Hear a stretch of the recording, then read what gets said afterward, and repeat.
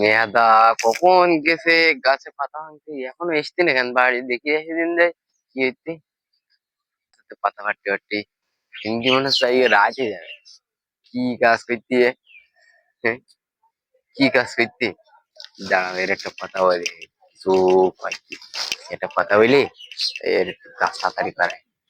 এ NEDA, কি বলছো আব্বা? এ তোর বিয়ে ঠিক করিস, তাড়াতাড়ি হচ্ছে কাজ করি, তাই আয়। তাই তো আব্বা দিয়ে তাহলে দেবো। তুমি দাঁড়াও 5 মিনিট, দাও আমি 2 মিনিটে আসতেছি।